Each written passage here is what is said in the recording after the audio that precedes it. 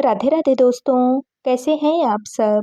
आज की कहानी है, जिस बहू के दम पर इतना सेलिब्रेशन करते हो, उस बहू को भी तो सेलिब्रेशन का हक होता है। अरे बहू, तुम यहाँ कहाँ बैठ गई? अभी तो खाने की भी तैयारी करनी है। सब घर पर ही हैं, तो कुछ अच्छा ही बना लेना, वरना रोज तो कहाँ सब साथ में बैठकर खाना खा पाते हैं। अचानक से सासू माँ ने कहा, अभी तो मैं चाय का कप लेकर बैठी भी नहीं थी, बल्कि मैं हवा में ही झूल रही थी कि इतने में मुझे सासू माँ ने टोका। मैं हैरान थी कि पति और ननद किसी ने कुछ भी नहीं कहा, क्योंकि नया साल आने में कुछ दिन ही शेष बचे हैं, या फिर यूं कहें कि कुछ ही वक्त बचा है। लेकिन उससे पहले उसे सेलिब्रेट करने की तैयारी घर में चल रही है। घर के सभी सदस्य बाहर हॉल में बैठकर उसी सेलिब्रेशन की प्लानिंग कर रहे हैं, पर सासू माँ ने तो मुझे प्लानिंग में बैठने ही नहीं दिया। शायद वो सीधा मुझे तैयारी क्या करनी है, यही बताने वाली हैं। पिछले साल की तरह प्लानिंग ये सब लोग मिलकर करते हैं, पर तैयारी मुझे अकेले ही करनी होती है। मेरी शादी को अभी दूसरा साल ही चल रहा है, पर ये बात मुझे बहुत अच्छे से समझ में आ गई है। सचमुच उस सेलिब्रेशन को तो मैं आज तक नहीं भूल पाई। मेरे घर में मेरी सास वंदना जी, मेरे पति सुधीर, मेरी छोटी ननंद मधु, एक बड़ी ननंद वृंदा भी है, जिसकी शादी हो चुकी है। पिछले साल भी ऐसे ही इन लोगों की प्लानिंग चल रही थी, जैसे अभी इन लोगों की प्लानिंग चल ही रही है। उस प्लानिंग में भी सासू माँ ने मुझे साथ में बैठने नहीं दिया था। सुबह जब पहली चाय लेकर मैं उन लोगों के साथ बैठी थी, तब भी उन्होंने मुझे घर के कामों के लिए रवाना कर दिया था।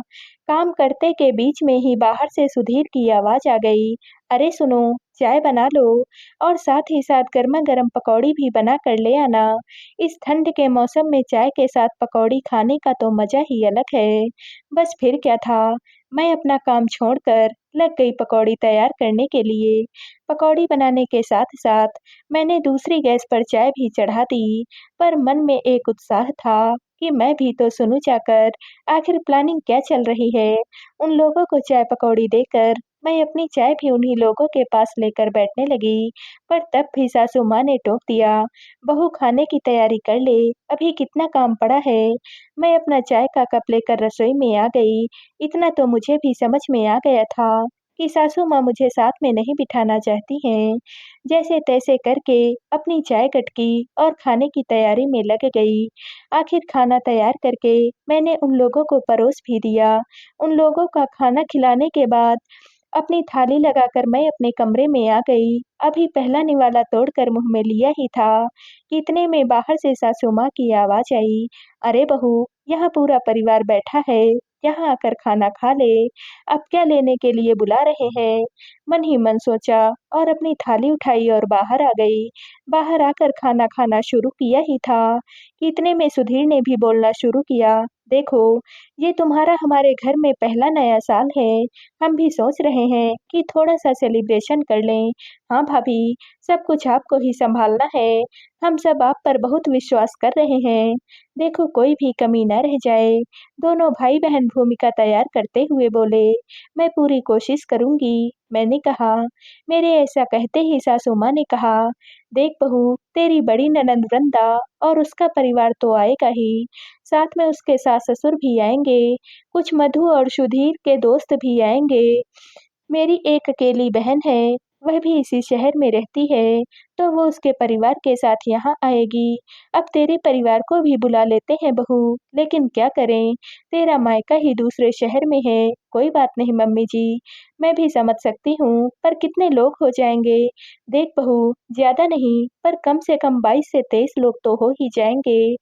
22-23 लोगों का सुनकर मैं थोड़ी-सी हैरान थी कि इतने लोगों का खाना कैसे बनेगा? फिर हम लोग भी तो हैं।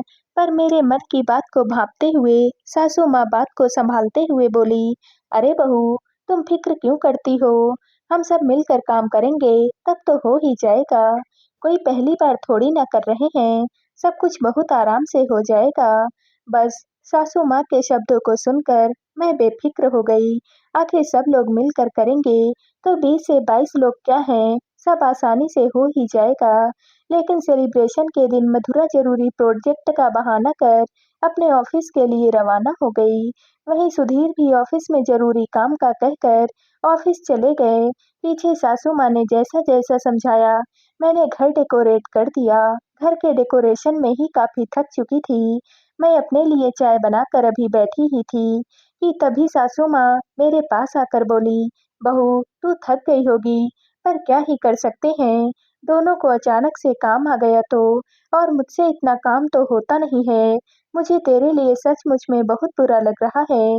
चल एक काम करते हैं, बच्चे तो पता नहीं कब तक आएंगे, तो मीठा तो मैं बाहर से ही ले आती हूँ।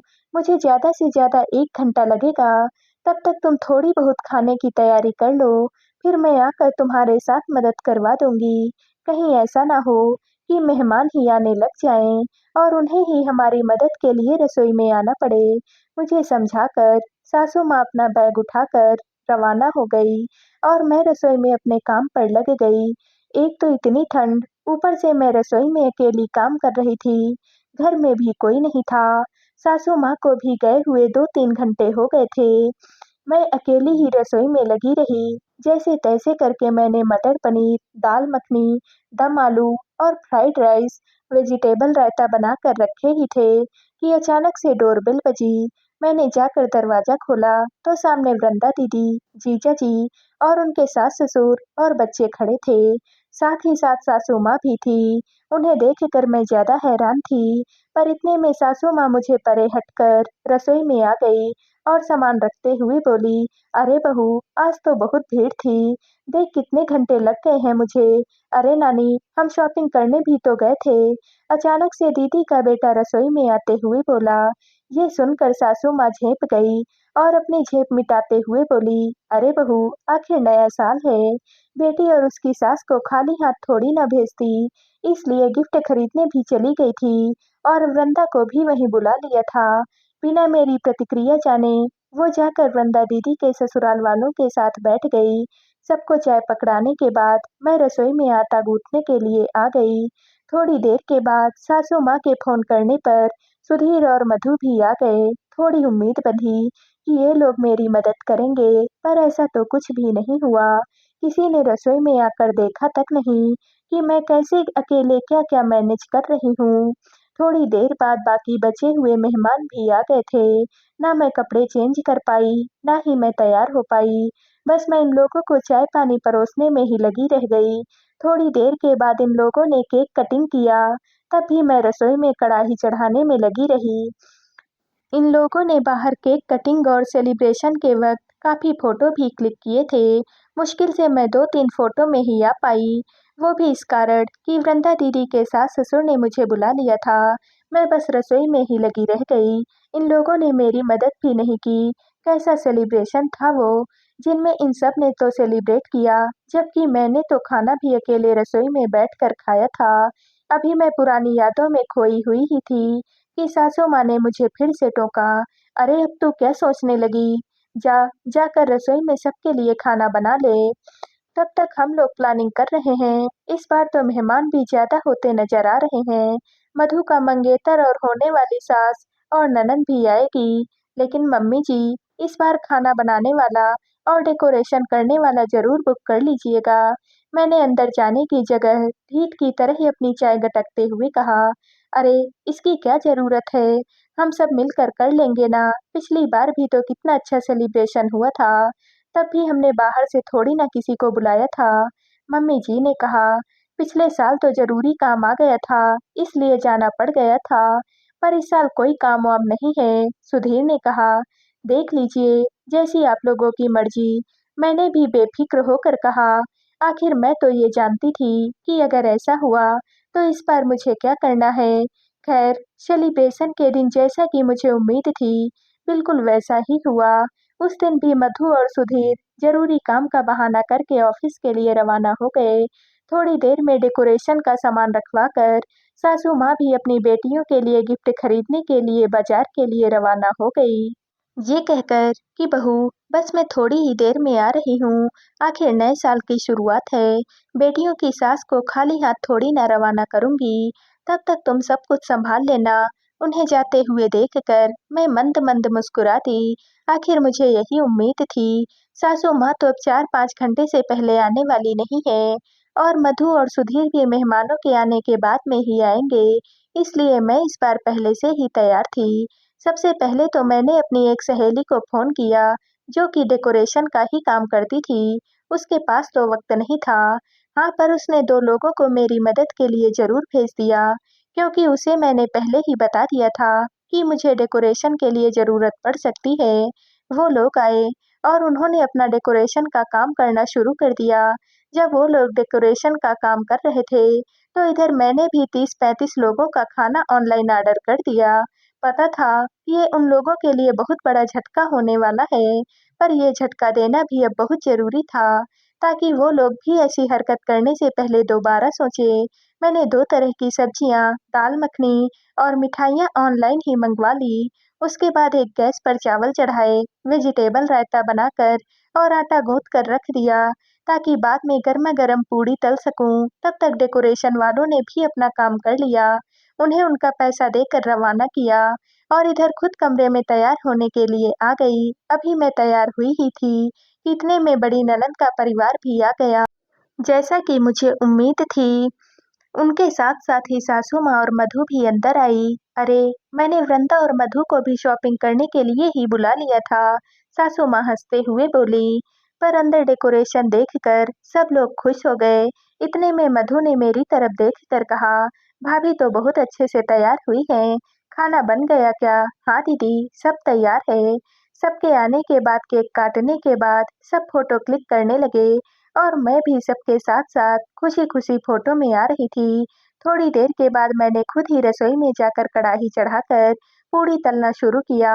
सबने खाने की भी बहुत तारीफ़ की। सभी मेहमान एन्जॉय करके रवाना हो गए। अभी ये लोग आराम करने के लिए अंदर जा ही रहे थे कि तभी मैंने वो डेकोरेशन और ऑनलाइन खाने का बिल सुधीर के हाथों में पकड़ा दिया। ये देखकर वो लोग गुस्सा हो गए। बहू, भला ये गृहलक्ष्मी के लक्षण होते हैं? अरे! गृहलक्ष्मी तो अपने घर में लोगों को खिलाकर खुश होती है और एक तू है कि कितना पैसा बर्बाद कर दिया है। सासू माँ डाँटते हुए बोली, मम्मी जी, मैंने तो आपसे पहले ही कहा था कि खाना बनाने वाला और डेकोरेशन के लिए किसी को बुला लीजिएगा। मुझसे अकेले से ये सब काम नहीं होगा, पर आप तो ये काम मुझ पर ही छोड़कर चले गए। मैंने कहा, अरे तो ज़रूरी काम आ गया था, इसीलिए गए थे। अपने ही घर का काम कर रही हो, किसी और के घर का नहीं कर रही हो। सुधीर ने कहा, अरे हम भी तो करते थे, अकेले सब काम। हम तो तुम्हारी तरह नहीं नाटक किया करते थे। मम्मी जी ने कहा, देखिए मम्मी जी, आपको जो भी कहना है, आप कहिए। गृहलक्ष्मी थी, इसलिए अपने घर की इज्जत रखते हुए काम करवा लिया, वरना जिस तरह से आप लोग एक-एक कर बहाना करके निकलते हो ना, उस हिसाब से तो मुझे भी अपने मायके के लिए रवाना हो जाना चाहिए था। आखिर मैं भी तो बहू हूँ, सेलिब्रेशन का हक मुझे भी तो है। आखिर मैंने कहा, किसी ने मेरी बात का कोई भी जवाब नहीं दिया, लेकिन इतना फ़ायदा ज़रूर हो गया कि आइंदा कोई भी छोटा-मोटा सेलिब्रेशन होता, तो या तो यह लोग मेरी मदद ज़रूर करते थे या फिर घर में काम करने के लिए किसी को रख लेते थे। तो दोस्तों, आप सबको यह कहानी कैसी लगी? कमेंट करके ज़रूर बताइएगा और वीडियो को लाइक व शेयर कीजिएगा। दोस्तों, अगर आप इस चैनल पर नए हैं और अब तक आपने हमारे चैनल को सब्सक्राइब नहीं किया है, तो प्लीज़ और कहानियों से जुड़ने के लिए हमारे चैनल को सब्सक्राइब कर लीजिएगा। कल मिलते हैं एक और नई कहानी के साथ। आप सभी का बहुत-बहुत धन्यवाद।